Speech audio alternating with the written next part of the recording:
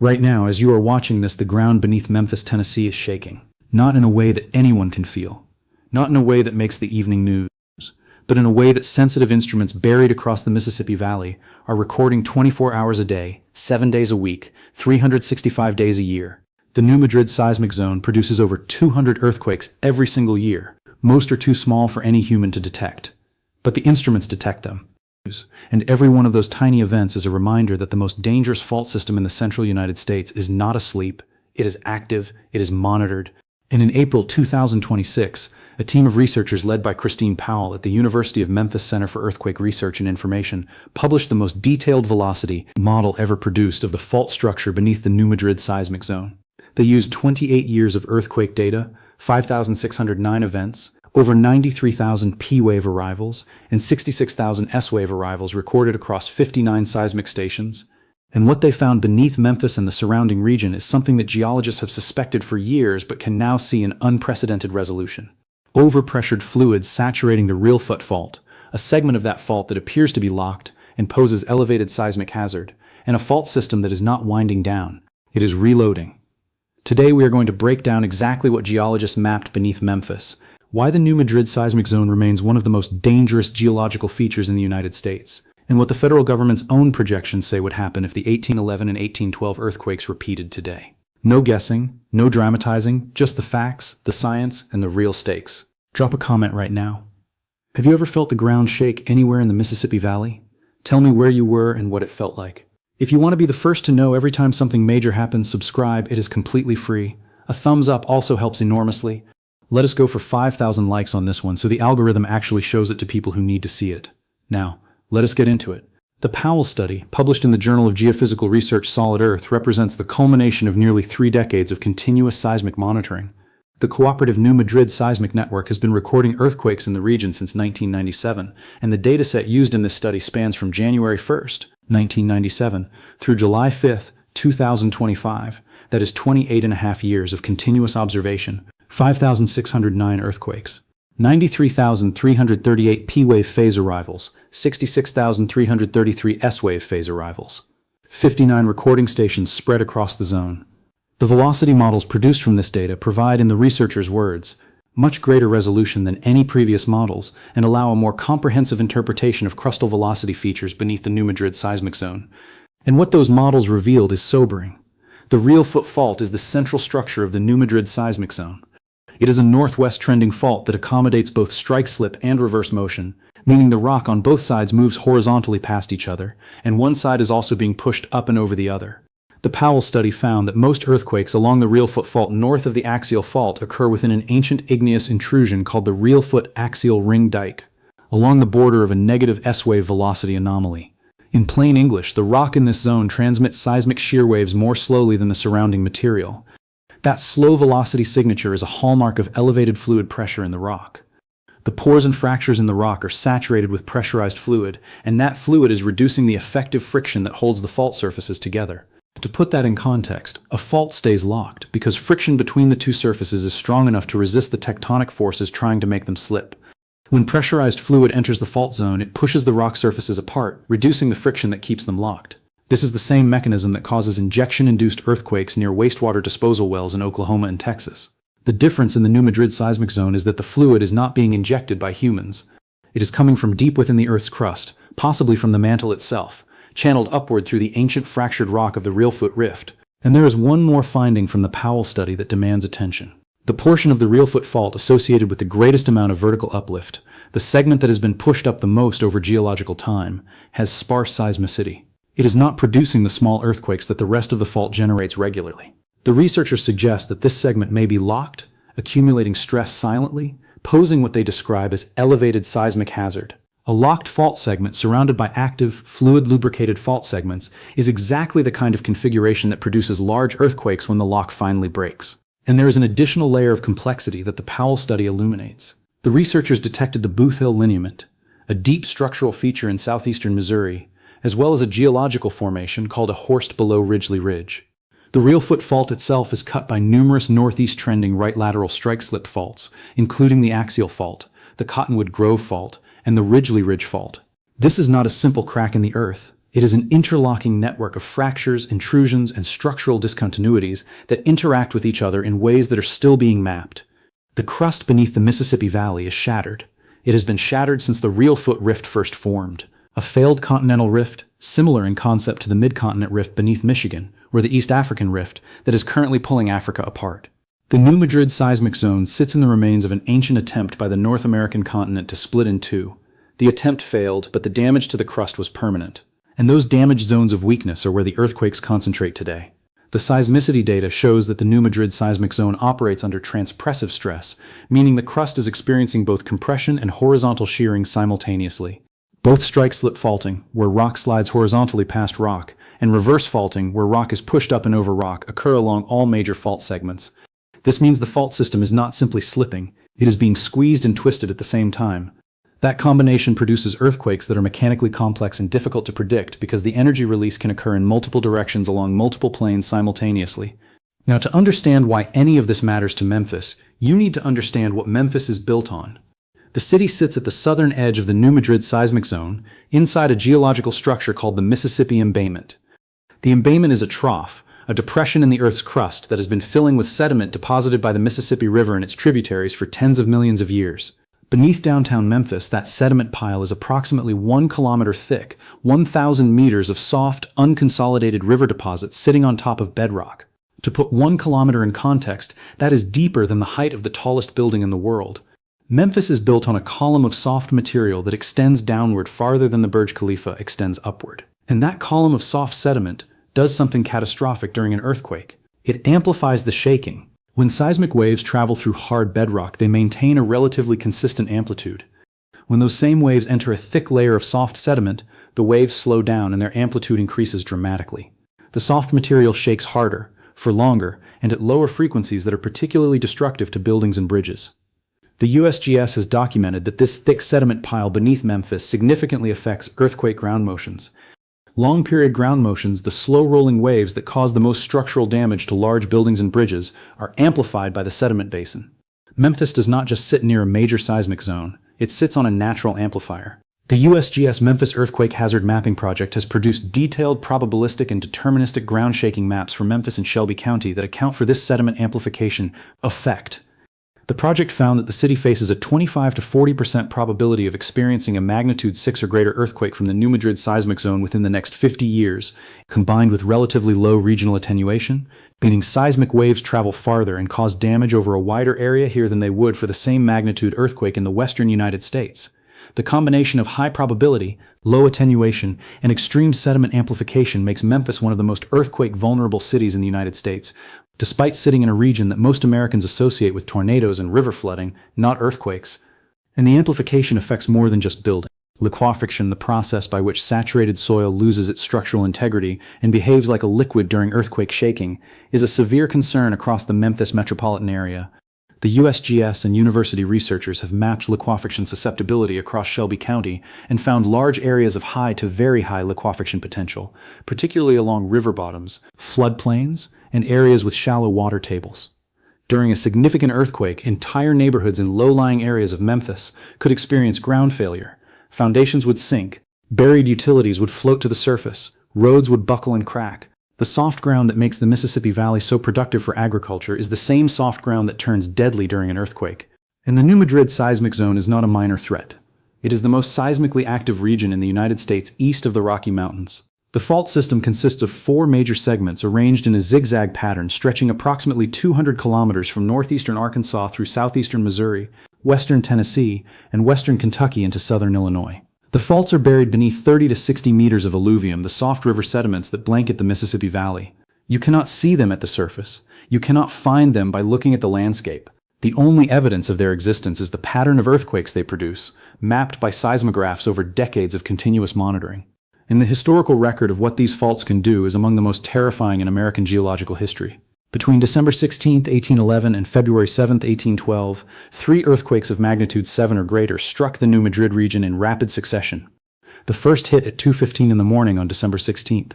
The second struck at 9 in the morning on January 23rd. The third arrived at 3:45 in the morning on February 7th. Each one was a catastrophic event. Together, they constitute the most powerful earthquake sequence ever recorded in the eastern United States. Modern magnitude estimates for these events have varied, but recent analyses place them between magnitude 7.5 and 8.1. To put that in context, the 1906 San Francisco earthquake, the most famous earthquake in American history, had a magnitude of approximately 7.9. The New Madrid events were comparable in energy release to San Francisco, and possibly larger. The critical difference is that San Francisco sits on a well-defined plate boundary where earthquakes are expected.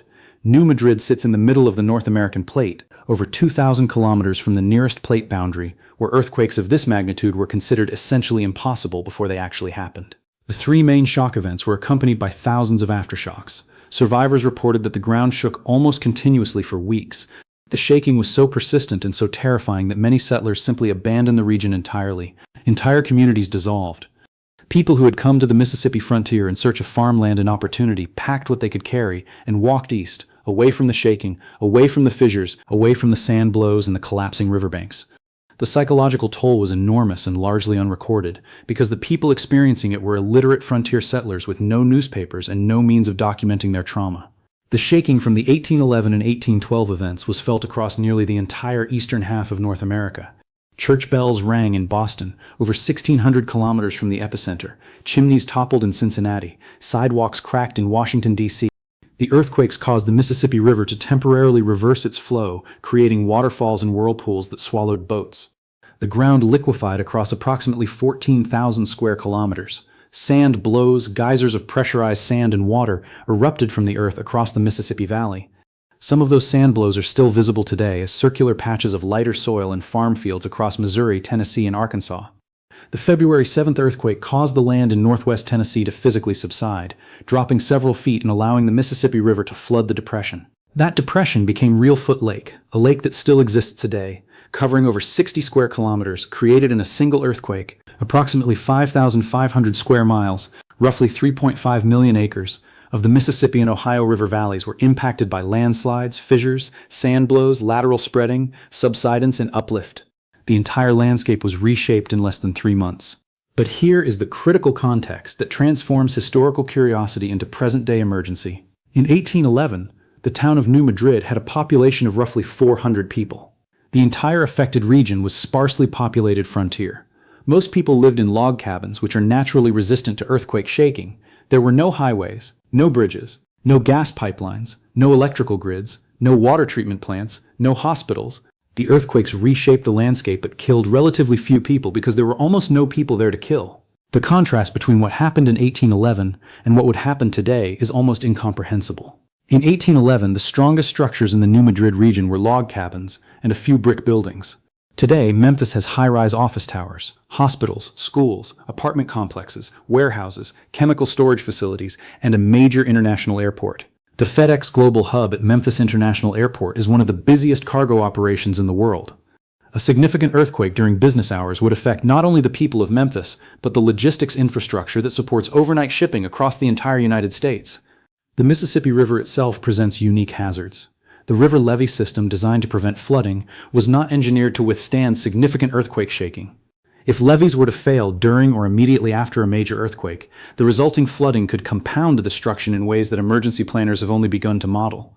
During the 1811 and 1812 events, the river itself became a weapon, flooding newly sunken land, creating temporary waterfalls, and trapping boats in whirlpools. Today, the river carries barge traffic worth billions of dollars annually, and the ports along the lower Mississippi are critical to the national economy. A seismic event that disrupted river navigation for weeks or months would have consequences far beyond the 8-state region. Today, 12 million people live above the New Madrid Seismic Zone. Memphis alone has a metropolitan population exceeding 1 million. St. Louis has nearly 3 million. Little Rock, Evansville, Paducah, and dozens of smaller cities and towns sit directly within or adjacent to the zone. Interstate 40, the main east-west highway connecting the eastern United States to the western United States, crosses the Mississippi River at Memphis on bridges that would face catastrophic shaking. Interstate 55, the main north-south corridor through the Mississippi Valley, runs directly through the seismic zone. And the buildings in these cities are not ready. According to FEMA, a repeat of the 1811 and 1812 earthquake sequence could cause severe damage to more than 60% of Memphis's unreinforced masonry buildings. 60%. That is not a fringe estimate. That is the federal government's own assessment based on decades of hazard modeling. The FEMA catastrophic planning scenario for the New Madrid Seismic Zone. modeling a magnitude 7.7 event rupturing all three major fault segments sequentially, projects the following consequences. Approximately 86,000 casualties, including an estimated 2,500 to 3,500 deaths. 7.2 million people displaced from their homes, 2 million people requiring emergency shelter, 715,000 buildings damaged or destroyed, 15 major bridges rendered unusable, direct economic losses approaching $300 billion, with indirect losses potentially doubling or tripling that figure. Total losses could approach $900 billion. FEMA has described a repeat New Madrid earthquake as potentially producing the highest economic losses due to a natural disaster in the United States, not the highest losses from an earthquake. The highest losses from any natural disaster in American history, exceeding any hurricane, any wildfire, any tornado outbreak, any flood, and the comparison to California makes the vulnerability even more stark. The 1994 Northridge earthquake in Los Angeles, magnitude 6.7, killed 33 people and caused $20 billion in damage. California has spent decades and billions of dollars retrofitting bridges, reinforcing buildings, updating building codes, and building emergency response infrastructure. The central United States has done almost none of this. Memphis's building stock is dominated by unreinforced masonry structures that were never designed for lateral ground motion. The region has no earthquake early warning system comparable to California's Shake Alert. Earthquake insurance penetration in the New Madrid region is extremely low. Most homeowners do not carry it. Most do not even know they should consider it. One characteristic of New Madrid earthquakes is particularly noteworthy and makes the planning challenge even harder. The geological evidence suggests that the pattern of 3 large earthquakes in rapid succession, separated by weeks rather than years, is characteristic of how this fault system behaves. The 1811 and 1812 sequence was not a single earthquake followed by aftershocks. It was 3 separate main shock events of magnitude 7 or greater, each capable of catastrophic destruction on its own, striking the same region within a 2-month window. If this pattern holds, the next major New Madrid sequence would involve not one catastrophic earthquake, but multiple catastrophic earthquakes, striking while recovery from the first event is still underway. Emergency shelters set up after the first earthquake could be destroyed by the second. Bridges repaired after the first event could fail in the second. Evacuees returning to their homes could be caught in the third. The sequential nature of New Madrid seismicity is fundamentally different from the single rupture events that characterize most California earthquakes, and it demands a fundamentally different approach to emergency planning and response. And the geological evidence says this will happen again. Paleoseismic studies at sites along the New Madrid fault system have found evidence of major earthquake sequences occurring approximately every 500 years.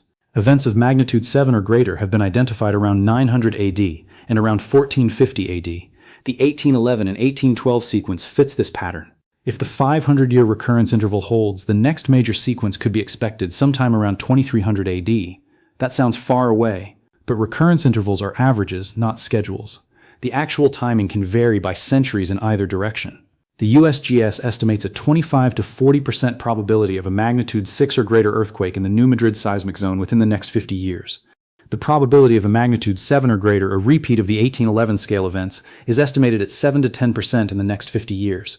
And now the Powell study adds a new dimension to the hazard assessment.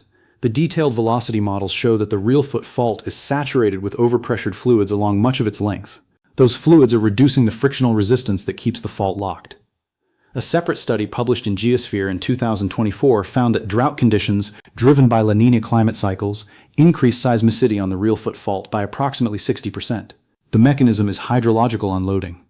When drought reduces groundwater levels and surface water storage, the weight pressing down on the crust decreases, and the reduced pressure allows the already fluid-lubricated fault to slip more easily. Climate variability is modulating earthquake activity on the New Madrid Seismic Zone. The Earth and the atmosphere are connected in ways that most people never consider. And there is one more factor that makes the New Madrid Seismic Zone particularly treacherous compared to plate boundary fault systems like the San Andreas. In California, GPS instruments can measure the slow creep of the Pacific Plate past the North American Plate. That measurable motion provides scientists with a direct way to estimate how much strain is accumulating on the fault and how quickly it is approaching failure. In the New Madrid Seismic Zone, GPS measurements have failed to detect any measurable surface strain accumulation across the fault system. This has led some researchers to argue that the zone may be shutting down, that the stress from the 1811 and 1812 events has been released, and the faults are no longer being loaded. But the USGS and the broader scientific community disagree. The official USGS position, backed by decades of paleoseismic research, seismological monitoring, and hazard modeling, is that a continuing concern exists for a major destructive earthquake in the New Madrid Seismic Zone. The absence of measurable GPS strain at the surface does not mean stress is not accumulating at depth. The Powell study's finding of overpressured fluids along the Reelfoot Fault offers a potential explanation. If fluid pressure is reducing the frictional resistance on the fault could be building toward failure even at stress levels that do not produce measurable surface deformation. The fault may be weaker than the GPS signal can detect, and a weaker fault that fails at lower stress levels is in some ways more dangerous than a stronger fault because it gives even less warning before it ruptures. The most realistic danger for the 1 million people living in metropolitan Memphis is not a repeat of the 1811 maximum event. It is a moderate earthquake, magnitude 6 to 6.5, on the Reelfoot Fault, or one of its subsidiary structures, producing strong shaking amplified by 1 kilometer of soft sediment beneath the city, collapsing unreinforced masonry buildings, rupturing gas lines, damaging water infrastructure, and knocking out bridges across the Mississippi River. A moderate earthquake in this location because of the sediment amplification, the building vulnerability, and the infrastructure exposure could produce damage comparable to a much larger event in a better prepared region. But the possibility of the maximum event cannot be dismissed. The faults are there, the stress is there, the fluid pressure is there, the locked segment is there. The paleoseismic record says it has happened before, multiple times, at roughly 500-year intervals. The USGS says the probability of another major event is not zero. And the 12 million people living above the zone are, with few exceptions, unprepared. Memphis is a city of music, of culture, of history, of resilience. It sits on Beale Street and the blues and the banks of the Mississippi River. It also sits on 1 kilometer of soft sediment, directly above one of the most active and best documented fault systems in the interior of any continent on Earth. The scientists who mapped what lies beneath it did not like what they found, and the data they published is now available for anyone to read. If this was useful, hit the like button. We are still pushing for 5,000 on this one, so the algorithm shows this to people who actually need to hear it. And if you live anywhere in the Mississippi Valley, in Memphis, St. Louis, Little Rock, Evansville, anywhere near the new Madrid zone, drop a comment and tell me, do you have earthquake insurance? Do you have a plan? I read every single one. See you in the next one.